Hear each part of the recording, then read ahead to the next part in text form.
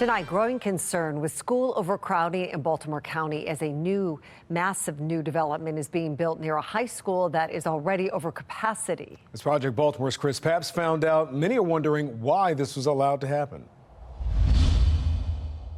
It's just weird seeing it like this, and I don't even know, I assume they're just going to build it all along here. 919 Wise Avenue, Baltimore. This vacant lot may not look like much now, but this is the future home of the Cove at Sparrows Point Country Club, a brand new residential community that, according to its website, will feature hundreds of sophisticated 1- and 2-car garage townhomes. Everybody stood up against this. Nobody cares. Jeff Phillips lives nearby. He says this project never should have been approved. Where are you putting all these kids? And that's my biggest question is where do you expect them to go? You see, this massive development is zoned for Sparrows Point, a high school that's currently at 130% capacity. It's completely illogical. Phillips has a daughter in 6th grade. In a couple of years, she'll be at Sparrows Point, which, according to Baltimore County, is projected to stay over 120% capacity for the next 10 years. None of this makes any sense on paper, and yet we just keep right on doing it. I just want somebody to make the numbers make sense. To make sense of this, we have to go back to March 2018. 6 years ago. Mr. Secretary, please call the roll. That month, the Baltimore County Council voted unanimously to begin the approval process for a planned unit development at 919 Wise Avenue. The ayes have it. Resolution 23-18 as amended is passed. When that vote occurred, Sparrows Point High School, according to county schools, was projected to be at 115% capacity and getting worse. So why might the county approve a massive new housing development, hundreds of homes, in a school zone that was already overcrowded? Here's what we know. The project's planned unit development application, according to county records, was submitted by CRD Golf LLC. CRD Golf is a subsidiary of Craftsman Developers LLC.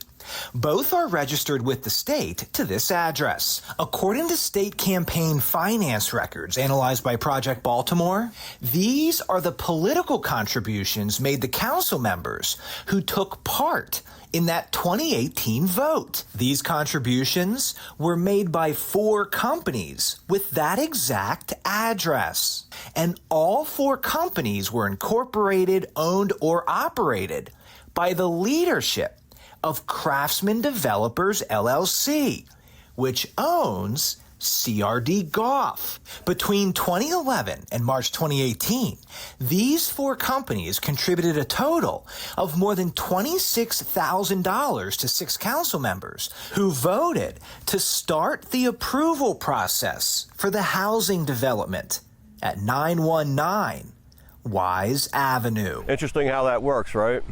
That's what we're used to. While these contributions appear to have been legal, Project Baltimore reached out to CRD Golf, Craftsman Developers, and county council members asking if the political donations influenced the approval of this development. We did not hear back. My biggest concern is that my child won't get the attention she needs, that other kids won't be getting the attention they need.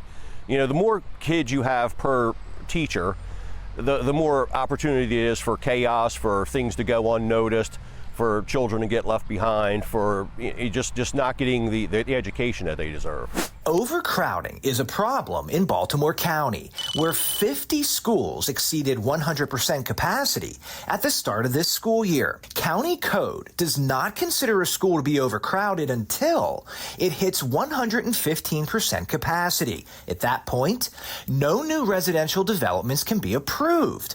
But the Cove received approval because of what's called the adjacency exemption, which allows residential development if any school in an adjacent district has enough seats to reduce the overcrowded school's capacity to under 115%.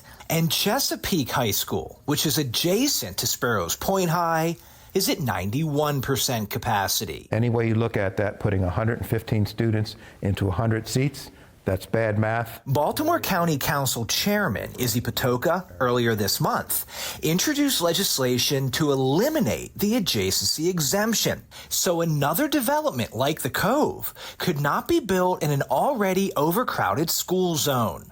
The council is scheduled to vote on that bill in May, but for parents like Phillips, Exactly. it's too little, too late. If they're just going to keep cramming people in so other people can make money without any thought whatsoever to the people who live here.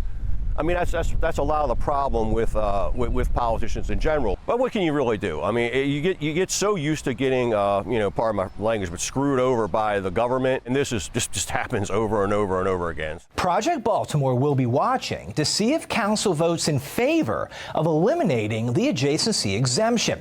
But it is important to note, in December 2020, a task force commissioned by the county to look into school overcrowding recommended eliminating the adjacency exemption. That was more than 3 years ago, but the council has not taken up the issue until now. I'm Chris Pabst, and this is Project Baltimore. And Project Baltimore would like to hear from you. Do you have a story to share about your child's education or a concern that you'd like our team to investigate? Call the tip line on your screen or send an email to projectbaltimore@foxbaltimore.com. You can also find us on social media. I'm Kai Jackson. Thank you for watching. Here's another video to watch. Also, please take a moment to subscribe to our channel.